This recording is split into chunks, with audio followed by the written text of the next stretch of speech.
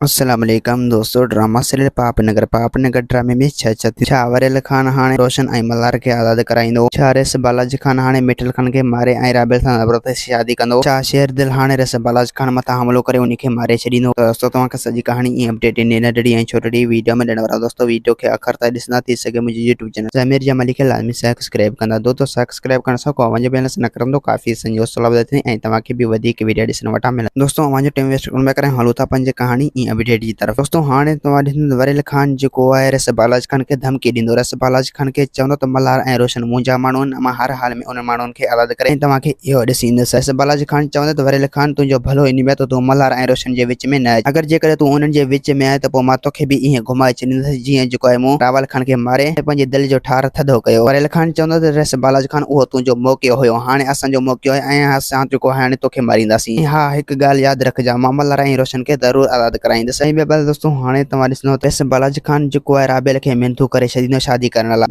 राबेल जेको आहे राज़ी न थींदो ऐं पोइ रिस बालाजी खान राबेल खे साफ़ साफ़ धमकी ॾेई छॾींदो त हाणे वधीक बर्दाश्त नथो करे सघां, मुंहिंजी हाणे मजबूरी बणी चुकी आहे त तो वारो पीउ मां उन खे मारे ऐं तोसां ज़बरदस्ती निकाह करे सघां थो ऐं सो बि उन खे मुंहिंजे अॻियां ई मारींदुसि ऐं तो वारे पीउ माउ खे मारे तोसां ज़बरदस्ती शादी कंदुसि ऐं तोखे पंहिंजे बणाए दिलि जो ठार थधो कंदुसि। रिस बालाजी पंहिंजे दिलि जो ठार ज़रूरु थधो कंदो। राबेल चवंदो त रिस बालाजी खान पंहिंजे दिलि जो ठार थधो कंदो त पोइ मां बि पंहिंजी दिलि जो ठार थधो कंदुसि। पोइ मां बि ॾींहुं क़यामत हिकु करे तोखे मारे सभु हिसाब किताब पूरा कंदुसि। हाणे तुंहिंजो वक़्तु बि अची चुको आहे, रुॻो मल्हार आज़ाद थिए त पोइ तोखे मल्हार जे हथां केर बि न बचाईंदो। रिस बालाजी खान चवंदो त राबेल और मल्हार जेको आहे इहो जेल में ई मरी वेंदो, हू कॾहिं बि आज़ाद न थींदो।